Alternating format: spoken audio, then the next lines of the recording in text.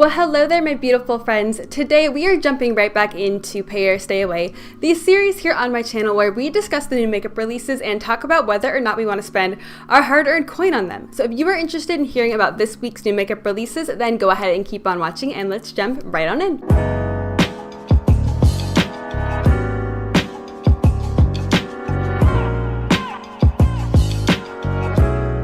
So obviously it has been a hot minute since I last jumped on camera to film a Pay or Stay Away. It's been like probably months since I last did this, and honestly a lot of the makeup releases that were coming out last year did not interest me even in the slightest, so I didn't really have a whole lot of commentary to really discuss here about some of those releases. But let me tell you, the tides have turned, things have changed, and there is so much to talk about. I don't even think I can cram all of it into today's video.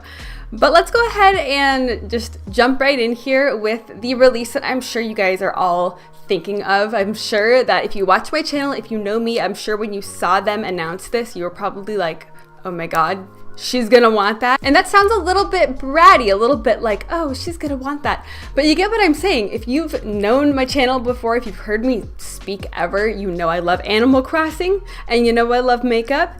And the two have finally merged together and created just the perfect harmony of collaborations in the Colourpop and Animal Crossing collaboration that just came out, I believe, 2 days ago. I think it was the 28th of January. Yeah, it was the 28th of January at 10 a.m. it dropped. And of course, I picked some of this collection up, but I do have some opinions on this collection that might be a bit controversial, a little bit, I don't know, against the norm of what everyone's saying. And the collection itself, obviously, I'm obsessed with it. I have asked for Animal Crossing and Colourpop collabs here on my channel before. When we've discussed previous Colourpop collabs, I've been like, come on, let's get Animal Crossing into this mix here. I'm tired of Disney princesses, love Hello Kitty, but can we bring Animal Crossing into the mix? And they finally did it. This collection is so cute in theory, and there are parts of it that are really adorable, but there are parts of it that I'm not so incredibly impressed by. Before I start rambling about the things that I'm not too impressed by with this collection, let's talk about just the collection as a whole. This collection includes the Nook Inc palette for $12, the 5-Star Island palette for $12, the Labelle of the Ball palette for $12, the What a Hoot palette for $12, there is a Super Shock Shadow in the shade Balloon Pop for $7, the Bellionaire Glitterally Obsessed kind of like jelly glitter. It's not a pressed glitter, it's like a little jelly kind of cream formula that is $10. There are some Fruit Basket lip tint duos, there's some different kind of lip products and whatnot, and they all retail for about $12 as well. Or you can pick up the whole collection, get the entire thing for $125. Now this collection is available on their website right now, but it's probably sold out. I'm not really sure at this time, but this is 2 days after it launched. I'm sure some of it's at least sold out, and it will be available at Ulta on February 14th if you wanted to purchase it there. So obviously I purchased the Isabelle palette. Okay, I had to purchase the Isabelle palette because Isabelle is my favorite. I have been a longtime Animal Crossing fan, and she has just been my absolute favorite character ever. I have like 700 plus hours of playtime with New Leaf, the 3DS game that came out in like 2012.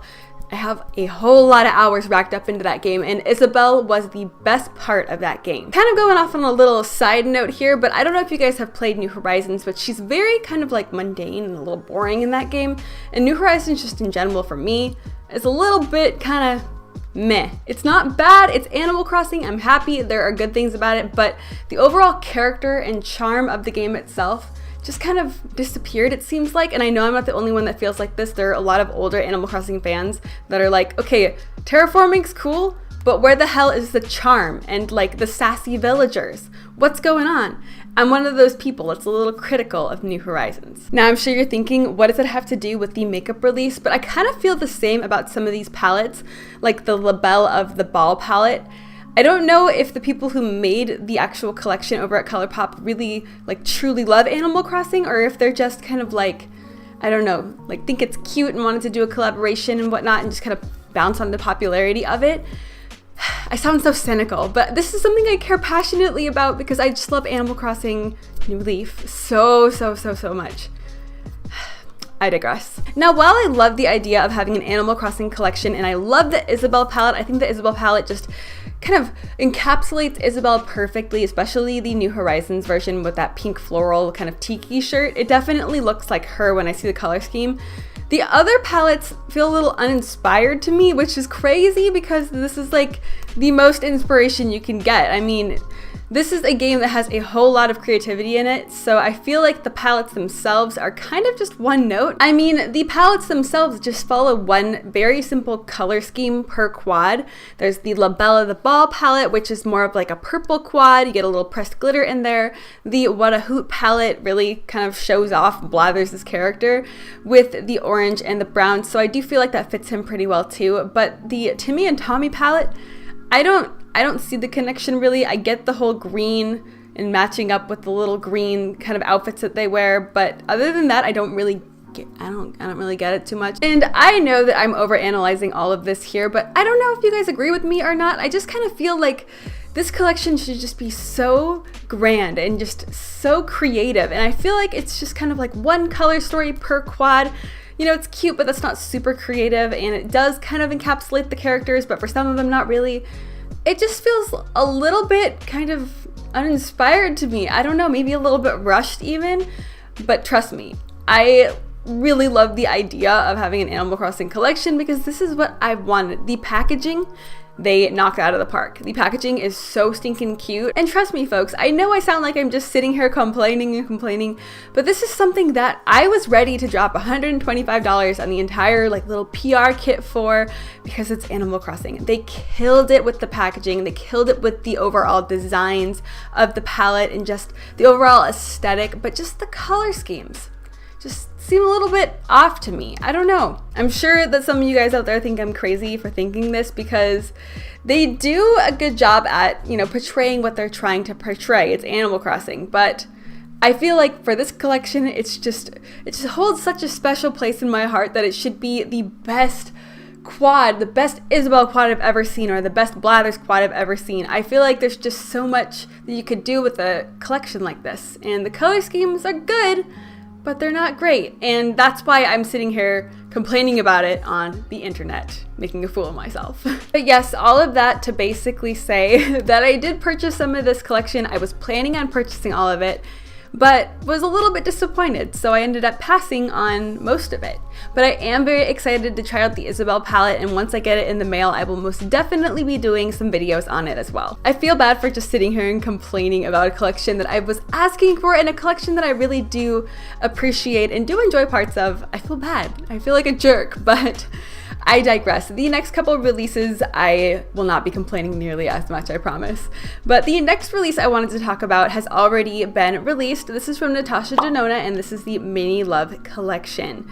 Now, I saw this collection and I was a little bit floored by it. I think it is so beautiful. I think the promo pics are gorgeous, and of course, this is the type of palette that she's come out with before that has that gorgeous, like, kind of jelly design almost in the front of the packaging. It's like a watery jelly kind of situation where there's little sequins in it and it kind of floats around in the little jelly mixture, if you will, and it's all closed, of course. It's not something that, you know, is wet to the touch or anything. It's behind some acrylic, but it's beautiful. That packaging just reminds me of like the early 2000s and Claire's, and I love it so much. And this collection is even better than her last full-sized Love collection that came out last year in February of 2020. Now, this collection includes the Mini Love eyeshadow palette for $25, and this is alleged to contain 5 ultra-pigmented purple and pink toned eyeshadows inspired by the Love eyeshadow palette with matte, metallic, and duochrome finishes. Now, I own the OG Big Love palette.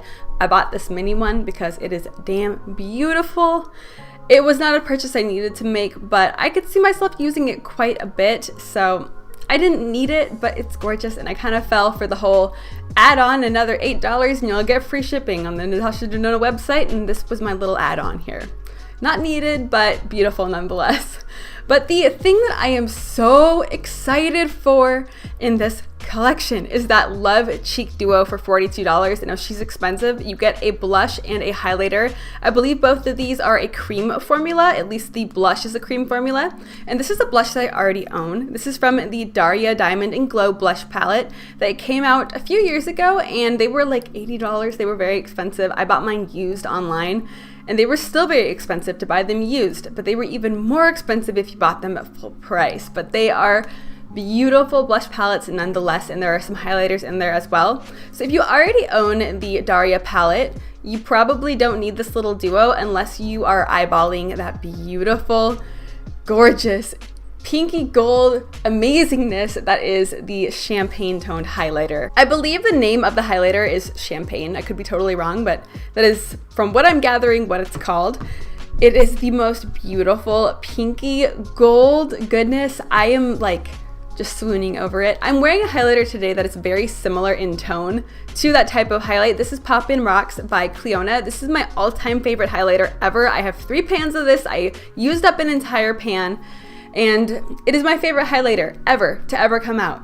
And this looks very, very similar to it. So I figured I would go ahead and purchase this, give it a try, see how it compares to Poppin' Rocks. Granted, Poppin' Rocks was only $12 back in the day when it was available, but I figured I might as well try it. It's worth taking the L on getting an extra pan of Daria, even though I already have it. This highlighter looks so incredible and so just luscious and pinky, glossy. Everything that I want in a highlighter, this highlighter looks like it's gonna give me. So I spent a pretty penny to get the Love Mini palette, which I did not need, and the Duo cheek and highlight combo. I definitely didn't need that either. So yes, I've been a bad girl with my spending habits over the last week or so, but I think that these are some products that I'm gonna really enjoy. Fingers crossed. Between talking about Animal Crossing and getting heated over it and talking about how much I was swooning over that highlighter from Natasha, I am just like getting sweaty up in here. But let's go ahead and talk about the next makeup release, which is from our other expensive makeup bougie auntie, Pat McGrath, and this is the Divine Rose 2 collection. Now, just judging by my past makeup spending habits and just my makeup history in general, I'm sure that you know already that I absolutely love this collection. I think that this collection is just so beautiful and it is so expensive, but it is so gorgeous. Now, this collection consists of the Divine Rose 2 palette, which is $125. Oh my god, $125. It's like making my nose itch just thinking about it. That is so expensive. But Pat McGrath palettes are notoriously incredible, but very, very expensive. So it's just up to you and if you have the money to purchase it. I certainly don't have the money to purchase it, so I did not, spoiler, but it is a very luxurious formula, if you will. Now, she is also coming out with the Luxe Quad, the Eternal Eden Quad, which is going to be retailing for $58. This is the Rose-inspired quad that features mattes and shimmers. There is a new Skin Fetish Ultra Glow highlighter, which gives a wet metallic radiance for $48, and a few different lip products that all retail for $28. They're like a warm nude kind of lipstick and a mid-toned rose type of lipstick, just things that I think we've seen from her before, but that are just in this beautiful rose chromey looking packaging. Okay, this collection is gorgeous, like I said, but I cannot afford a $58 quad. I just had a hard time spending $12 on that Isabelle quad with Colourpop. I cannot afford a $58 quad. I can't. Not right now, at least. This is definitely a quad that I think I would use in the future, and it might be something that I pick up in the future if I ever have expendable money to do so, but right now, it's just not feasible. But it is beautiful nonetheless, and I love me some good rose tones. I do have one of her quads. I don't remember what the name of it was, but it is this gorgeous rosy kind of champagne type of quad, and I feel like I get enough from that quad to basically justify not getting this one. Although if I had unlimited money, I would totally get this one too because it's gorgeous. And same with that $125 palette that breaks my heart a little bit with its price tag. It is gorgeous nonetheless. The thing that I really had to talk myself out of with this collection is that highlighter. We just talked about me and my obsession with that Natasha Denona highlight, my obsession with Cleona's Poppin' Rocks, which is currently on my cheeks. This type of highlighter, I am always willing to throw down money for, even when I know that I don't need it and when I know that I don't have the money to throw down for it. I am just like, sign me up. I'm here for it. This is my kind of highlight. because I purchased the Natasha Denona one. I did not get the Skin Fetish highlighter. I haven't tried any of her Skin Fetish highlighters from Pat Mcgrath, but I imagine that they are beautiful because Pat Mcgrath has been pretty consistent with having a great formula for a lot of products in her range. And this is just such a beautiful rose gold kind of situation, kind of a pearly golden sheen with some rose undertones. It looks a little deeper than the Natasha Denona highlight, so I like that. I think it'll suit a lot of skin tones. But I cannot afford to spend $42 over at Auntie Natasha's and $48 over at Auntie Pat's. I had to choose, and I picked the one that had the cuter packaging. The packaging with the little sparkles and the little jelly, and the actual powder itself has little hearts pressed into it. I'm a sucker for things like that, and maybe I picked the wrong one. I won't really know until I try it, but both of these highlighters nonetheless are beautiful, and honestly I think I would be happy with having either one of them, and Natasha's just came out first and had a little bit flashier packaging. I hate to be that obvious, but it's just the way it is. It's the way my brain works. And I can hear the jingling of a little bell behind my screen here. I can hear my cat getting impatient with me. So I'm gonna go ahead and wrap things up today with the new Anastasia Beverly Hills Iced Out collection. Now, this collection has already dropped. It consists of the Brow Freeze, which is a kind of like a brow gel, if you will, but it's just a really super heavy duty brow gel, which I don't know about you guys, but in the OG makeup YouTube days, everyone would always talk about the Anastasia Beverly Hills Brow Gel. I swear I've heard Jaclyn Hill say that the ABH Brow Gel is like super glue for your eyebrows like 10 times at least. So this must be like a super heavy duty type of situation, which I am down for. I like the idea of that. And this retails for $23. Now this is claiming that it lifts, tames, and sculpts hair in place without a stiff feel, residue, or flaking for the feathered looking brow. And it is a universal clear wax formula. This collection also has the highlighter in the shade Iced Out for $34. This highlighter says that it is a multi-dimensional wet effect shine with the high reflectivity of a liquid and the weightlessness of a powder. That is a tongue twister. But this is allegedly a buildable intensity that is a universal shade. This also consists of the Diamond Gloss for $20, the Crystal Gloss for $20, and everything in this collection comes in a beautiful rose gold, reflective, chrome-looking packaging, which, as we know, I love. Now, as I was saying, I like the idea of that brow gel. I just think that $23 is pretty expensive. I mean, it looks like you get a decent amount of product. The actual little pot itself looks like it's probably the same size as their Dip Brow Pomade, which you get a lot of product in that little guy. It's a little bit expensive. It's like $23, $24 as well, but you get a lot of bang for your buck with that guy. But I personally use clear glycerin soap to do my eyebrows, and it's like the soap brow technique. I think it works totally fine. It keeps them in place. It keeps them from being too incredibly crazy. So I'm totally fine with what I'm doing right now. I think if you have kind of crazier eyebrows or bushier eyebrows, if you will, like I do. So my camera died. It's been a few hours and I had dinner. I am back and we're gonna wrap this up here, but I did go ahead and purchase the Anastasia Beverly Hills Iced Out highlighter. Now, it is absolutely stunning in the pan, but when I touch the formula itself, it's a little bit kind of like hard and gritty, almost. Oh, I wouldn't really say gritty. It's me just being a little pretentious over here, but it's not as smooth and buttery as I personally would want it to be, but I have not tried it on the cheeks yet, so until I try it on the cheeks, I cannot give any kind of review. But with that being said, I'm just not overly impressed with what I see thus far, but it is a really beautiful compact nonetheless, and the actual like pan of powder here is gorgeous. It feels powdery to me, and I feel like at this point in the makeup game there are so many beautiful like gel formulas, baked gelée formulas, and really creamy buttery highlights, and to me this kind of feels like a step back, but I haven't tried it yet. So like they always say, don't knock it till you try it. I cannot give a review on it yet. But as of right now, just based off of the finger swatch, I'm just not like overly crazy about it. I've had it for kind of a while too, but I just haven't really wanted to try it out because of the swatch. So I know that's kind of bad. I should not be judging it like that, but. And it's not like Anastasia doesn't already have a beautiful baked gelée, like really buttery highlighter formula, because the Anastasia and Amrezy highlighter that came out a couple years ago is the perfect buttery gel, super smooth and wet and glistening kind of formula, and this just doesn't feel like that to me. So I'm a little confused by it, but I mean, it is a very pretty iridescent white kind of goldy color. I don't think that it would work for everybody's skin tone though. It's very, very light in color. But honestly, just based on the swatch, if I'm just going off of that, I'm just not overly enthused about it. But we'll see. We'll see. I'll report back with my findings.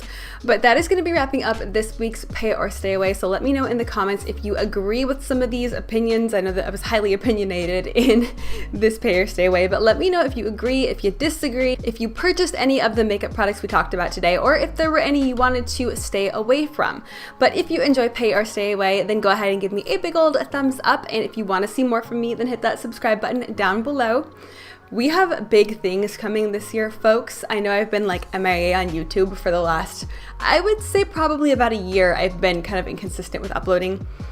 And I'm definitely going to be uploading less, but I'm going to make an effort to try to obviously do more than I've been doing. I've been very lazy and unfortunately slacking off a little bit. So I'm trying to kind of hone it in, bring it back. Oh my God, I just realized my strap was like hanging out of my shirt here. I am so sorry. Anyway, I'm just trying to kind of go back to filming at least a couple times a week, at minimum once a week. So we'll see, but I'm gonna do my absolute best to bring that for you guys. But with that being said, I hope you guys are having an absolutely amazing and beautiful day wherever you are. And thank you so much for joining me here today and watching. I really, really appreciate it. And I hope to see you next time. Bye.